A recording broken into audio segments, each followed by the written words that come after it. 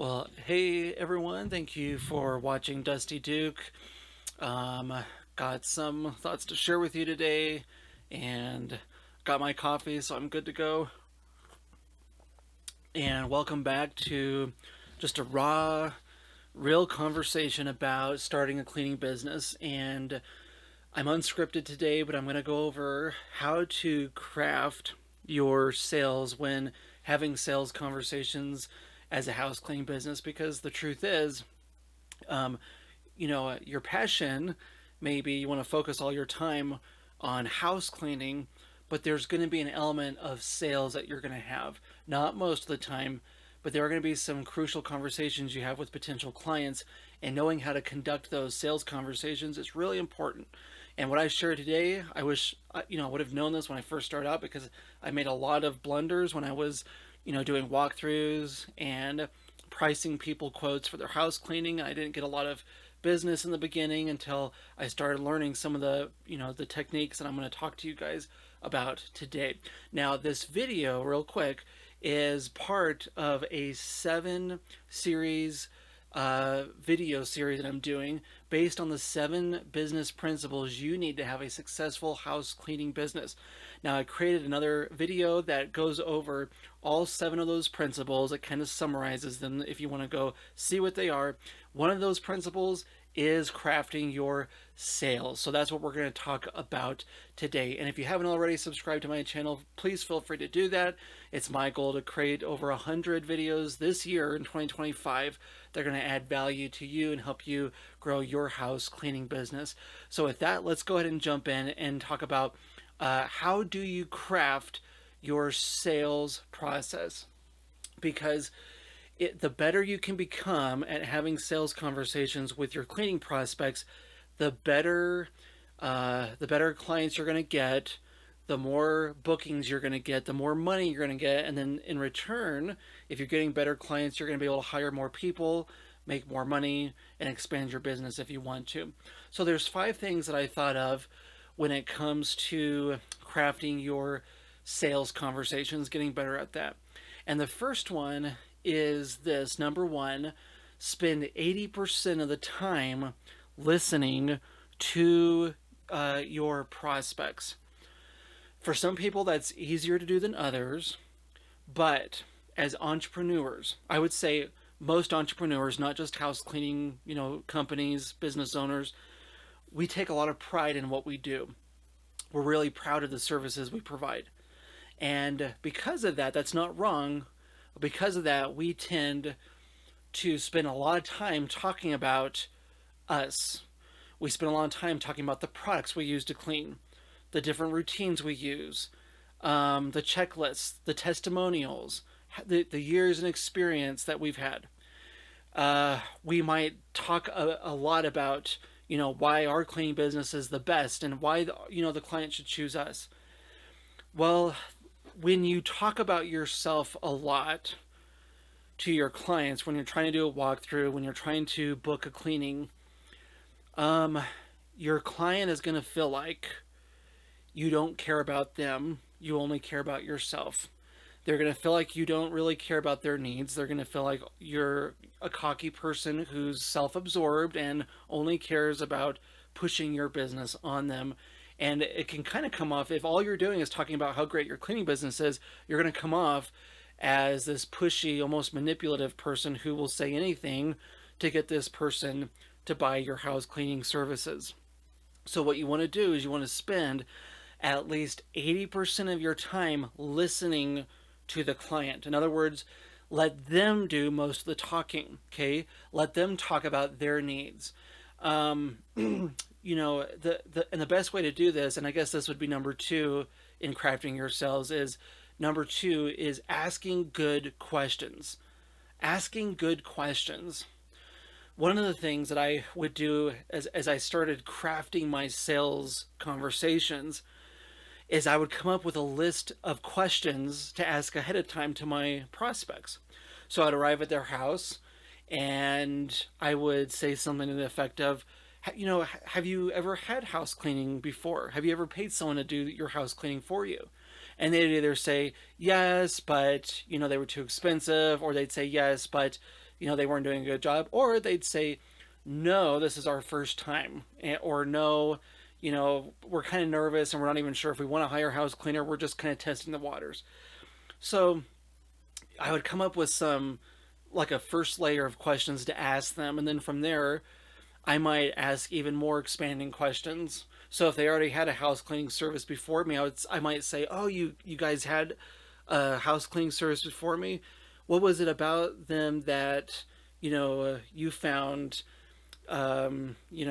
difficult? Like what were they doing that made you disappointed in what they offered?" Or I try to think of clarifying questions to ask them so that they knew I cared about what they were going through. And, the key with that is that you really do have to care about your prospects. You really do have to have a heart for what they're going through and actually care about their needs and not try to push any kind of cleaning services on them that they may not need. So, asking good clarifying questions is important. Also, this is kind of an extra bonus, but just, coming off as interested in what they're going through. Just being present in the moment, which could include things like, making eye contact, nodding as they're talking to you, occasionally saying something like, "Oh yeah, I understand." Just little subtle ways to show that you empathize or that you understand what they're talking about. That goes a long way. It shows that you care about them. It shows that you understand what they're saying, and it keeps you talking less and them talking more, which is what you need. So that would be the second thing, is asking good questions. Now, the third thing that's really helped me is having a curious attitude. A curious attitude, and it all kind of plays into listening to them more, asking good questions, but a curious attitude is simply you having this mindset of, asking them curious questions. So clarifying questions, but curious questions like, what is it about the bathroom that you don't like cleaning? Or, what is it about, the floors that makes you so stressed out? Or what, I'm just curious, like, you've gotten this far in your house cleaning without hiring anyone. Why now? What makes you want to hire a house cleaner now? And those are, leading with curiosity is a good way to open up clients to help you understand the deeper needs of what's going on. If I ask people, well, you've cleaned your house all your life up to this point. Tell me, what is it about this stage in life where you're ready to, potentially hire a house cleaner?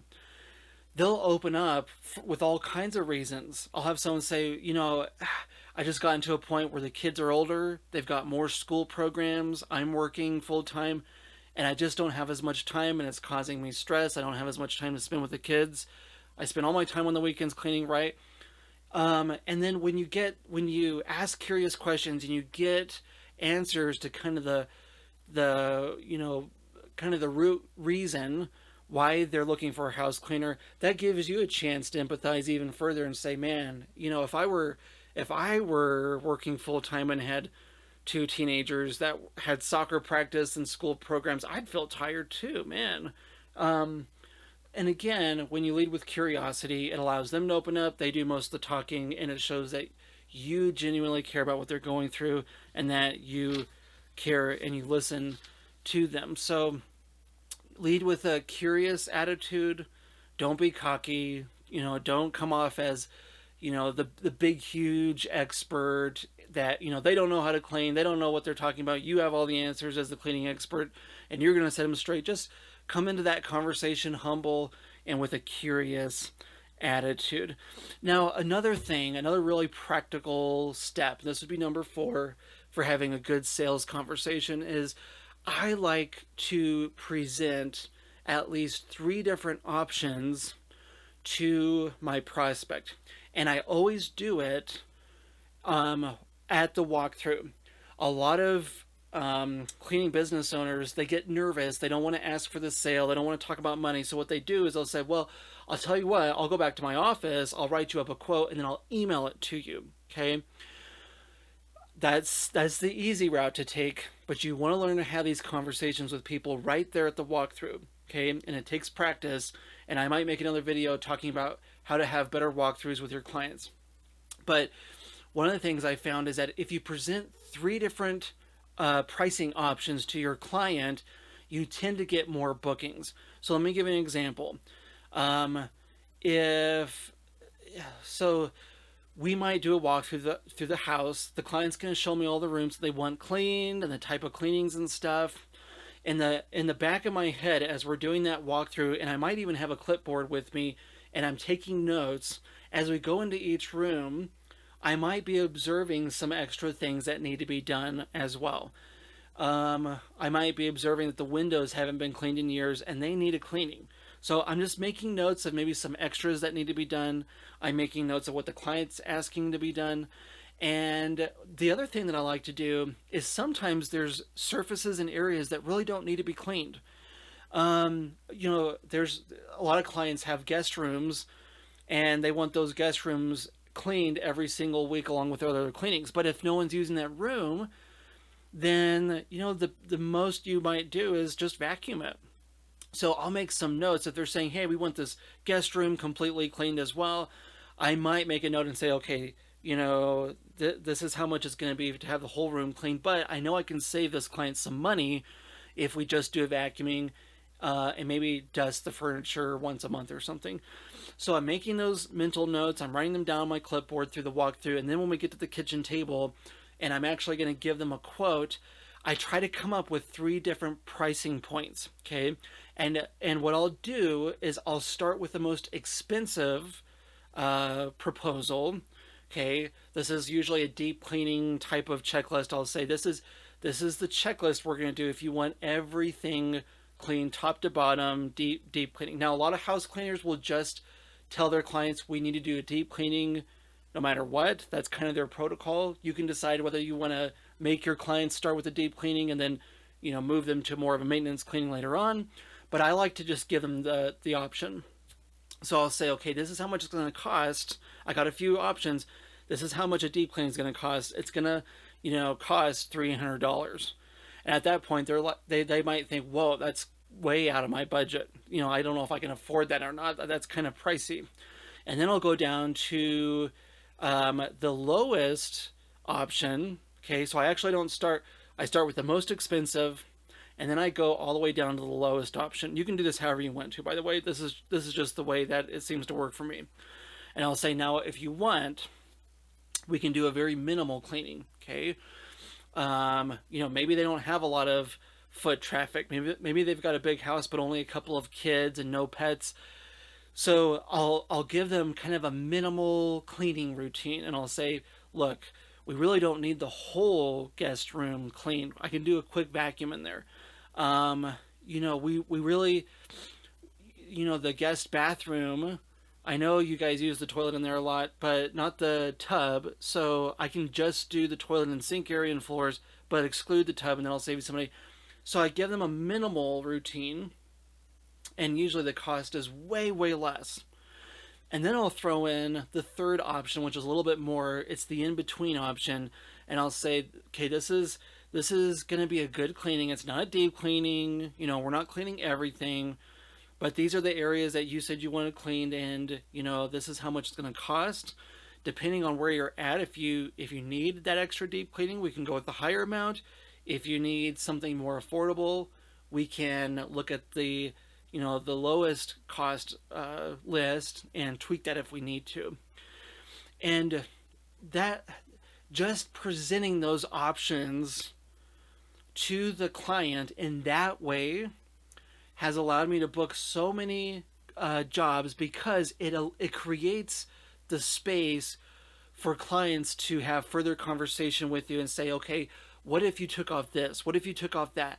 There's a lot more customization that gets to happen in that sales conversation. So what a lot of typical house cleaners will do is they'll do the walkthrough, come up with the quote, and they'll say, okay, here's the quote, there's the price, it's good for 90 days or however long, let us know if you'd like to schedule, and then they leave it at that. Okay. Um, but if you create this space where you're allowing your client to kind of tweak those checklists and you make them feel empowered over what gets cleaned, you're not pushing anything on them. You're presenting options and you're letting them customize and tweak those options. That is going to build so much more trust between you and them than if they call another house cleaner and they give them a one-time quote and they're like, you know what, that's it, that's the quote, it's good for 30 days, let us know if you want to schedule a cleaning. They're going to feel in control when they're talking to you. And a client, a prospect who feels in control, is going to purchase from you more than any of your other competitors. So presenting a few options to them and creating that space for them to kind of go back and forth with you and tweak their list, that is going to increase your sales tremendously. Okay, so that's the fourth step in having a good sales conversation, is presenting a few different options that range from really expensive, medium expensive, and then the most affordable option. Now the fifth and final step, when it comes to having a successful sales conversation, and again, this is hard for a lot of house cleaners to do because they don't look at themselves as a salesperson, but you've got to invite them to some kind of call to action. You've got to ask them to make some kind of decision. Okay, this is a little bit tricky sometimes, and a lot of times the client, if they feel good about you, they feel good about what the services you're providing and the price point, you really won't have as hard of a time asking them for a call to action. Okay, but you need them to commit to some kind of action. Typically what I like to do is I'll ask a client, if they haven't committed to scheduling a cleaning yet, I might just ask them, so I know there's a lot of information that we've talked about. Do you need some time to think this through? And if so, when would be a good time for me to touch base with you? Now, a lot of times they'll say something like, well, yeah, let me think about it, and then I'll contact you if we want to move forward. When they do that, I try to come off understanding. Okay, I don't want to come off pushy, but what I'll typically do is I'll say, that's totally fine. You guys take all the time you need. My schedule is getting pretty full this next week, and I know there's a couple of other clients that I have that are, scheduling cleanings, and I want to make sure that I give them the space and stuff. So if it's okay with you, I'm going to call you in 2 days at this time. And if for some reason you can't answer, I'll leave a voicemail. And if you haven't made a decision, that's totally fine. But at least that gives me clarity on how to plan my schedule for the next couple of weeks. Is that fair? Almost every single time they're going to say, yes, that's fair. Go ahead. Okay. So you don't want to leave it up to chance. You don't want to just leave it to them thinking about it and then never getting back to you. You want to kind of give them a deadline without coming off pushy, but just a good deadline that's going to hold them accountable and you accountable as well. Now, another way to invite someone to a call of action is just asking them if they want to schedule a cleaning. One of my favorite ways to ask someone without coming off pushy is I'll say, we've gone over the pricing options and we're wrapping up the walkthrough, and I'll have my calendar out and I'll say, if you want to, I've got a lot of different appointments being scheduled this week and I don't want you to miss out on scheduling a time. If you want, we can schedule a cleaning next week, next Wednesday at 11 a.m. We can do kind of a test run. I like to use that word test run with clients because it lets them know that they're not committing long term to my cleaning. Because the deal is, a lot of your prospects that you're doing walkthroughs with, they're calling other house cleaning companies as well. They're getting quotes and pricing from other companies as well. So you're competing against these other companies, and what you want to do is basically lower that that barrier between you and them, and you want to give them permission not to commit long term to your services. Um, you want to say something to the effect of, look, what if we book a cleaning um, next next Wednesday at 11 a.m. If you need to cancel before then, that's fine. We can totally cancel it. And this could be kind of our test run cleaning. And if for some reason, the type of cleaning wasn't what you thought it was going to be, or you found someone, a little bit cheaper or whatever down the road, you can always cancel. What are your thoughts on that? Would that work for you? So that's a little bit easier than just asking someone, so would you like to buy house cleaning services, or can I put you down for next Wednesday? You're helping them feel like they aren't going to commit long term. They're not stuck using you. And hopefully the goal with that is that you do provide a really good house cleaning service that they're going to love, and they're going to keep coming back to you time and time again. The other thing that you can do too is, a lot of times I've asked clients, they might have a huge checklist, like a full on cleaning that they want done. And I might just say, what if we do kind of a small cleaning? I'll just clean one of your bathrooms. And you can, based on that cleaning, if you like my work, then we can move forward. Some clients are okay with that. You can try it if you want to. It kind of lowers the barrier for some prospects who, maybe they've never had a house cleaner. They don't know what it's like. They're a little bit anxious of the process. You probably won't need to do that with other prospects who have had a house cleaner for a long time, but it's something that you can try. So those are 5 kind of key ways to help those sales conversations go better. Make sure that the client is doing 80% of the talking. Ask good questions that are going to open the client up. Have a curious attitude. Lead with curiosity. You want to present several different options to them. And then you want to invite them to some kind of call to action. Okay. And when you start practicing those, and by the way, it's going to take practice. Okay. You're going to become good at sales the more you practice it. That's why we call it crafting your sales, because crafting comes from practice. You don't just get good at it one day. You have to practice it multiple times, and you're going to get good at it over time. You can even invite a friend or a family member to, help you craft that. You can invite them to kind of to do like a test walkthrough.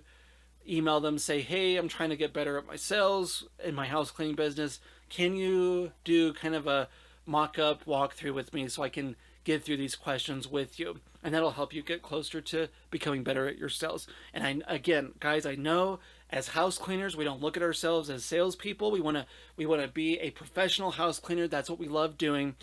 But the more you can learn to have better conversations, better sales conversations with prospects, the more clients you're going to get. You're going to get better paying clients.